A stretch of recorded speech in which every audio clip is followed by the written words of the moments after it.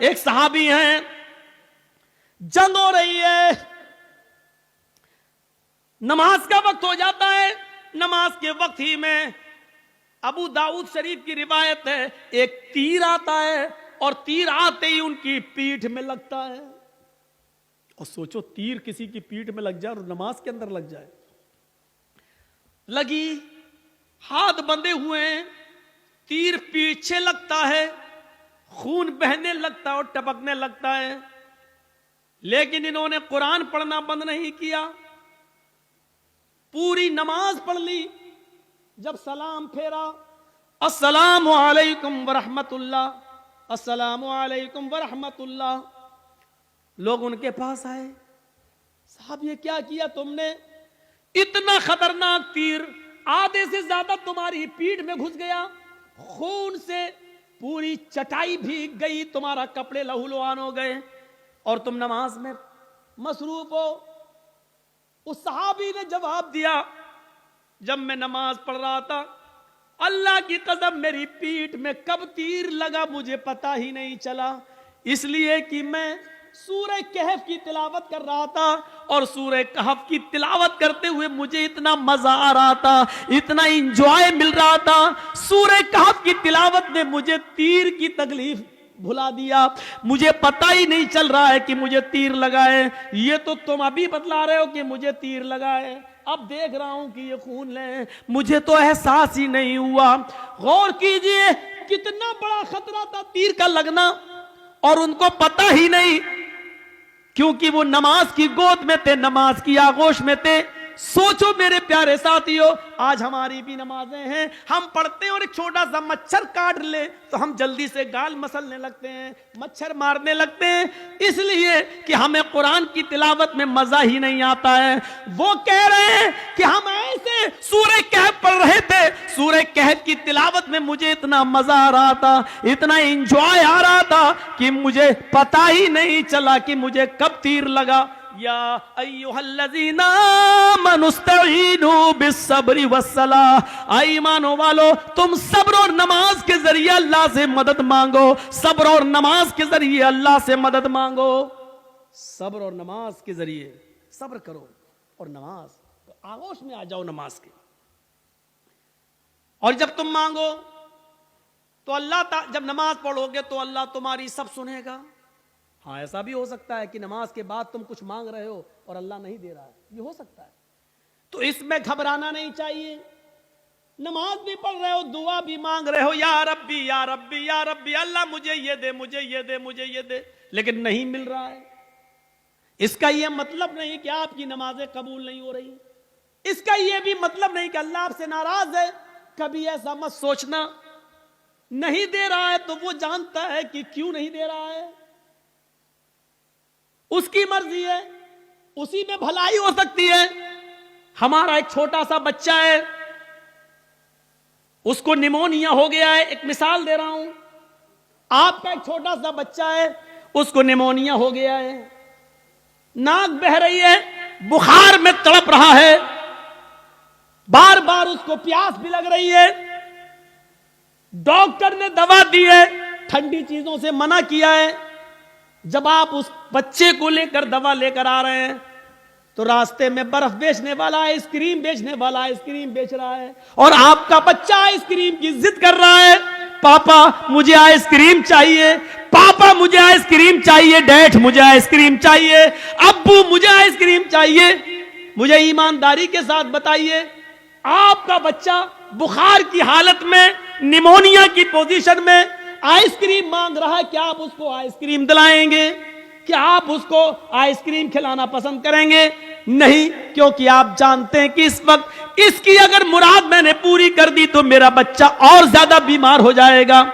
आप उसके हजार जिद करने के बावजूद आप उसको आइसक्रीम नहीं देंगे, जबकि आपको बुरा लग रहा है कि मेरा बच्चा बेचारा मांग रहा है। आप नहीं चाहते कि उसकी तमन्ना पूरी ना हो, आप चाहते हैं कि दिलाएं, लेकिन उसकी बीमारी बतला रही है आइसक्रीम उसके लिए नुकसानदेह है। आप बाप होते हुए भी अपने बच्चे को आइसक्रीम नहीं दिलाएंगे, क्योंकि आप जानते हैं कि मेरे बच्चे के लिए क्या अच्छा है क्या बुरा है। आप कहिए अल्लाह मुझे ये दे, मुझे ये दे, मुझे ये दे, और नहीं मिल रहा है तो नाराज मत होइए, क्योंकि आपका रब जानता है आपको क्या देना है और क्या नहीं देना है। वो क्यों नहीं दे रहा है आपको, इस पे अल्लाह ताला से शिकवा मत करिए, शिकायत मत कीजिए। हो सकता है उसका न देने में ही भलाई हो जो चीज आप मांग रहे हो। एक बादशाह ऐलान करता है, आओ मेरी रियाया, मेरी पब्लिक, जो मुझसे मांगेगी मुंह मांगे मैं उसको दूंगा। सारी की सारी पब्लिक एक मैदान में जमा हो जाती है और बादशाह जो पब्लिक मांगती जा रही है बादशाह देता जा रहा है। एक बुढ़िया एक खच्चर पे बैठ के आई, खच्चर गधे की तरह होता है, खच्चर पे बैठ के आई। बादशाह ने कहा, बुढ़िया तेरा बेटा है? कहा नहीं। पति है? कहा नहीं। कोई नहीं है? कहा नहीं। आए मेरे वजीर, इस बुढ़िया को 100 दीनार दे दो, 100 सोने की अशरफियां दे दो। बुढ़िया कहने लगी, नहीं, आप बेइंसाफी कर रहे हैं, सबसे पूछ रहे हैं कि बताओ क्या मांगते हो, और जो जो मांग रहा उसको आप देते जा रहे हैं, और मुझसे कह रहे हैं कि इसको 100 अशरफी दे दो सोने की। नहीं, मुझे भी मुंह मांगे इनाम चाहिए। बादशाह ने कहा, बता तुझे क्या चाहिए? उसने कहा, जो खच्चर में लेके आई हूं इसके ऊपर इतना सोना लाद दो कि ये आसानी से लेकर मेरे घर तक पहुंच जाए। इस खच्चर के वजन के बराबर सोना। बादशाह ने कहा, देखो ये तुम गलत कर रही हो। क्या जवाब दिया उस बुढ़िया ने, आपने सबकी मुरादें पूरी की, मेरी भी करो। पब्लिक कहने लगी, हां बादशाह सलामत, आपकी बेइंसाफी, आप गलत कर रहे हैं, सबको मुंह मांगे दे रहे हैं, तो इस बुढ़िया ने भी जो मांगा उसको दो। बादशाह ने कहा, जाओ सोना लेकर आओ और इसके खच्चर पर लाद दो। सोना लाद कर खच्चर पर लेकर बुढ़िया चली गई घर। गांव के लोगों को पता चला, ओ सुनो बहुत सा माल आया, सोना मिला है बुढ़ी को। घर कमजोर था, रात में नकब लगाया, 2-3 चोर अंदर घुसे। बुढ़िया में ताकत ही कितने थी, एक ने पैर पकड़ा, एक ने गर्दन दबा दी, पकड़ा, खत्म। 1 मिनट भी नहीं लगा, बुढ़िया गई और सारा सोना वो लेकर भाग गए। सुबह हंगामा हो गया, बुढ़िया मारी गई, सोना चला गया। बादशाह ने सारी रियाया को फिर बुलाया, कहा लोगों क्या हुआ? कहा बुढ़िया मारी गई, सोना गायब। कहा देखो मैं जानता था, इसीलिए उसको 100 अशरफिया दे रहा था। मैं जानता था कि उस बुढ़ी को लालच है, इतना सोने का करेगी क्या, ना इतना खा पाएगी, उसकी जिंदगी में अब ज्यादा दिन भी तो नहीं रह गए, लेकिन उसके लालच ने उसको मार दिया। इसीलिए मैं उसको 100 सोने की अशरफियां दे रहा था, लेकिन आप लोगों ने मेरी मुखालिफत की। देखो मुझे मालूम था बुढ़िया इतना सोना नहीं संभाल सकेगी, इसलिए मारी गई। एक मामूली बात से ये कह रहा है कि कितना उस बुढ़िया को मिलना चाहिए मैं जानता हूं, और क्या नहीं मिलना चाहिए मैं जानता हूं। तो जो लोग अल्लाह से दुआएं मांगते, मुझे ये दे दे, मुझे ये दे दे, लेकिन नहीं मिल रहा है, उसका रब जानता है कि क्या देना चाहिए क्या नहीं देना चाहिए, कितना देना चाहिए और कितना नहीं देना चाहिए, ये उसको मालूम है। इसलिए उसने जितना दिया है उसी पर राजी रहो, उसी पर खुश रहो। दुनिया में बहुत से नबी आए, सुनिए, और हर नबी पर नमाज फर्ज थी, हर नबी पर नमाज फर्ज थी। हजरत इब्राहिम अलैहिस्सलातु वस्सलाम ये कहा करते थे, इन्ना सलाती व नुसुकी व महयाया व ममाती लिल्लाहि रब्बिल आलमीन। मेरी नमाज, मेरी कुर्बानी, मेरी जिंदगी और मेरी मौत अल्लाह के लिए है। कुरान कह रहा है ना, इन्ना सलाती व नुसुकी व महयाया व ममाती लिल्लाहि रब्बिल आलमीन। मेरी नमाज, मेरी कुर्बानी, मेरी जिंदगी, मेरी मौत किसके लिए है? अल्लाह के लिए। इसका मतलब यह है कि इब्राहिम अलैहिस्सलाम पर भी नमाज फर्ज थी, जब अपनी बीवी हाजरा को और अपने बच्चे छोटे इस्माइल को जब छोड़ दिया था बियाबान जंगल में, और जब चले गए बहुत दूर, बीवी और बच्चे की आंखों से ओझल हो गए, तो इब्राहिम अलैहिस्सलाम ने जो दुआ की थी वो दुआ को देखो कुरान रिकॉर्ड करता है, और रब्बी इन्नी अस्कन्तु मिन ज़ुर्रियती बिवादिन गैरि ज़ी ज़रा इंद बैतिकल मुहर्रम लियुकीमुस्सलाह इलाहुल आलमीन। अल्लाह रब्बुल आलमीन, हमने अपनी बीवी को, हमने अपने बच्चे को एक बियाबान जंगल में तेरे हवाले छोड़ दिया है। उस जंगल में कोई नहीं है, इंसानी आबादी नहीं है, उस जंगल में कोई रहता नहीं है, कोई बंदा नहीं है। बिवादिन गैरि ज़ी ज़रा, बेआबू गयाबा दिए, वहां दरख्त भी पैदा नहीं होते, वहां बियाबान जंगली जंगल है, वहां से कोई काफिला भी नहीं आता है। थोड़े बहुत दरख्त जो दिख रहे हैं उन पर परिंदों के घोंसले भी नहीं है, एक चिड़िया का भी पता नहीं है। ऐसी बियाबान जंगल में जो गैर आबाद है, गैर ज़ी ज़रा है, उस जंगल में हमने अपने बीवी बच्चों को छोड़ दिया है। इंद बैतिकल मुहर्रम, तेरे काबिले एहतराम घर के पास, जहां तेरा घर तामीर होगा, जहां हमें तेरा घर बनाना है, जहां खाने काबा को बनाना है, जहां किबला बनना है, जहां किबले की तामीर होना है, तेरा घर बनना है, ऐसे घर के पास हमने अपने बीवी बच्चे को छोड़ दिया है। लियुकीमुस्सलाह, ताकि उससे फैलने वाली जुर्रियत, मेरे बीवी बच्चे लियुकीमुस्सलाह, नमाज कायम कर सकें, नमाज अदा कर सकें, नमाज पढ़ सकें।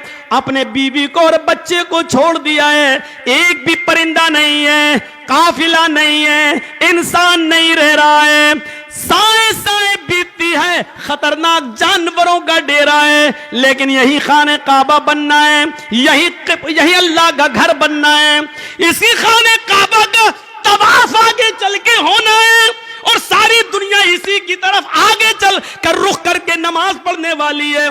हमें इसी जगह पर अपने बीवी बच्चों को छोड़ दिया है, ताकि मेरी बीवी से, मेरे बच्चों से जो नस्ल फैले, जो तादाद बढ़े, जो संख्या बढ़े, जो आबादी बढ़े।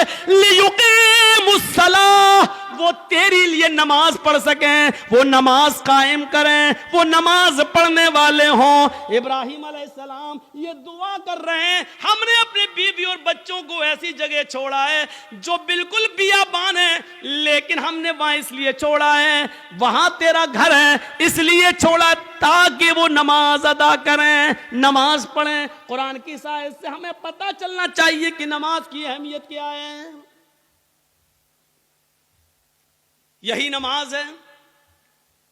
हजरत मूसा अलैहिस्सलातु वस्सलाम को अल्लाह ने हुक्म दिया था, व अक़िमिस्सलात लिज़िक्री, आए मूसा तुम मेरी याद के लिए, मुझे याद करने के लिए नमाज कायम करो। पता चला कि ये नमाज मूसा अलैहिस्सलाम पर भी फर्ज थी, इब्राहिम पर भी फर्ज थी, नूह अलैहिस्सलाम पर भी फर्ज थी।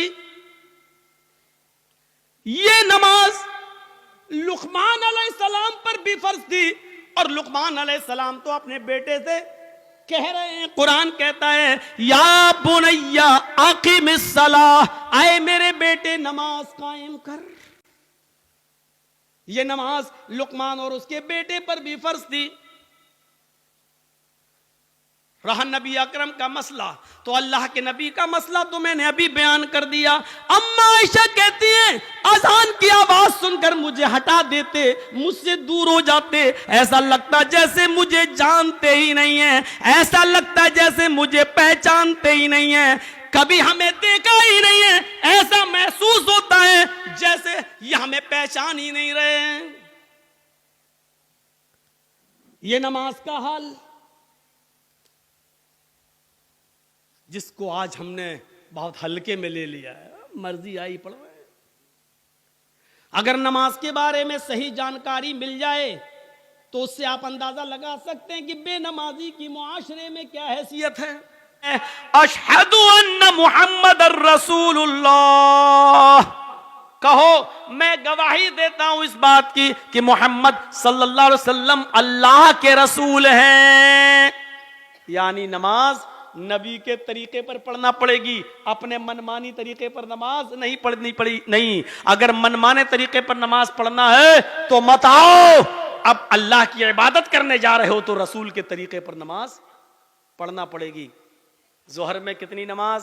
जितनी नबी ने बताई। असर में कितनी? जितनी नबी ने बताई। मगरिब में कितनी? जितनी नबी ने बताई। तरावी कितनी पढ़ें? 20 या 8? न तेरी 8 न मेरी 20, जितनी जनाबी मोहम्मद रसूलुल्लाह सल्लल्लाहु अलैहि वसल्लम ने बताई। मेरे भाइयों, ये नमाज पढ़ने जा तो रहे हो, लेकिन ये अकीदा दिल में रखो कि हम रसूलुल्लाह के तरीके पर नमाज पढ़ेंगे। नमाज से पहले वुजू, वुजू से पहले पाकी। आप खुद पाक हो पहले, और फिर छोटी नापाकी क्या है? वुजू। वुजू बनाकर छोटी नापाकी को दूर कर दो, उसके बाद जाइए आप नमाज पढ़ने के लिए। और यह इबादत कैसे करेंगे? जब आप वुजू बनाकर घर से मस्जिद की तरफ निकलेंगे तो अल्लाह ताला हर एक कदम पर तुम्हें एक नेकी देगा। हर कदम पर एक नेकी और एक गुनाह माफ भी होगा। जैसे एक कदम बढ़ाया, एक नेकी मिली और एक गुनाह माफ। दूसरा कदम बढ़ाया, एक नेकी मिली और एक गुनाह माफ। तीसरा कदम बढ़ाया, एक नेकी मिली और फिर एक गुनाह माफ। चौथा कदम बढ़ाया, एक नेकी मिली और एक गुनाह माफ।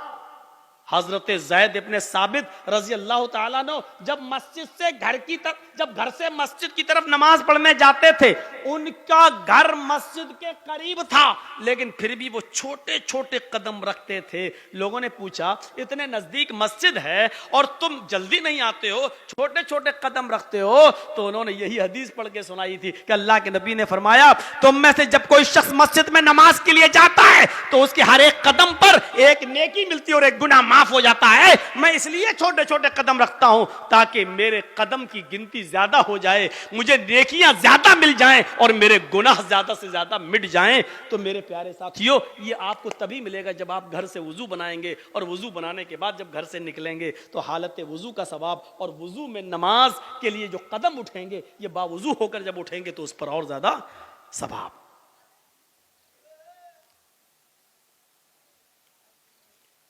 तो अल्लाह को पहले सबसे बड़ा मानो।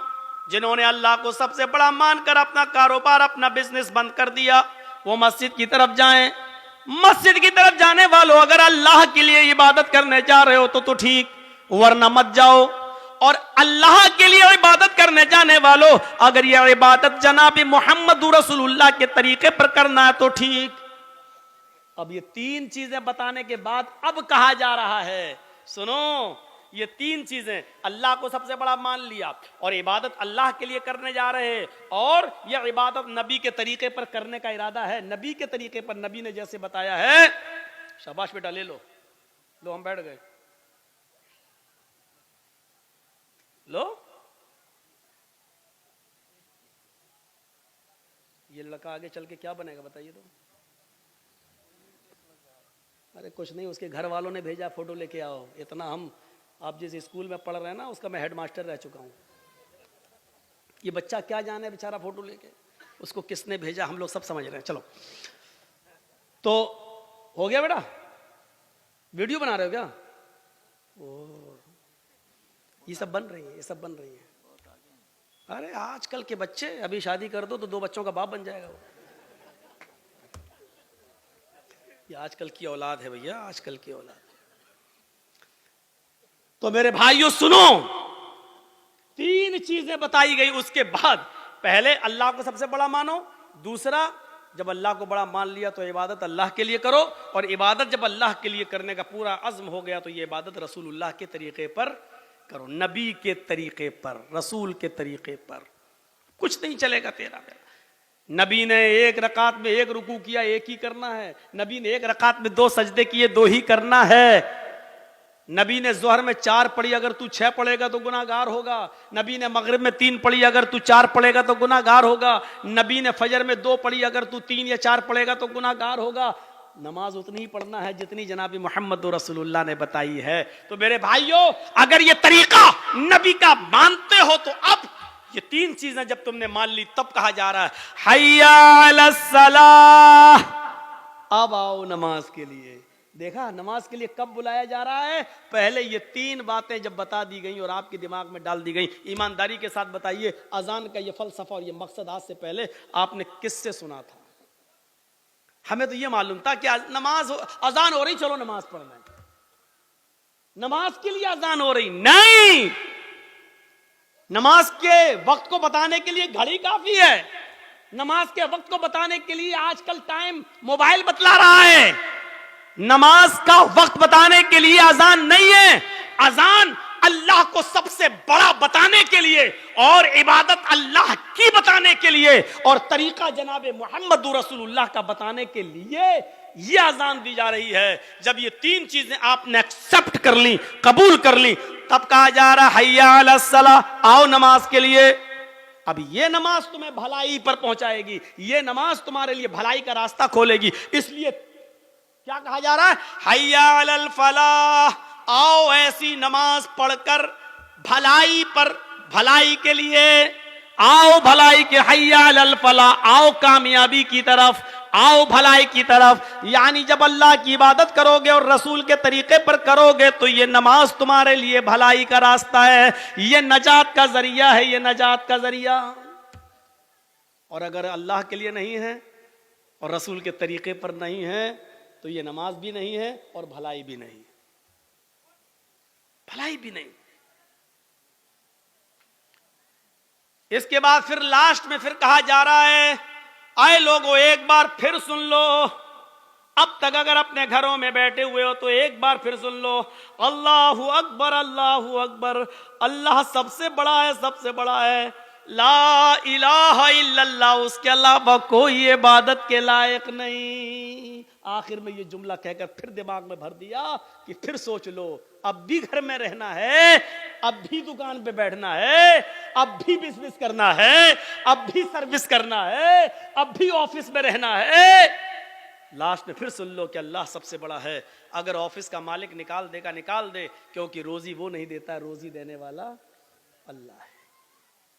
अच्छा ठीक है, ऑफिस में बैठे हो, उससे रोजी रोटी चल रही है, प्राइवेट जॉब है, अचानक आग लग गई, आपके दोनों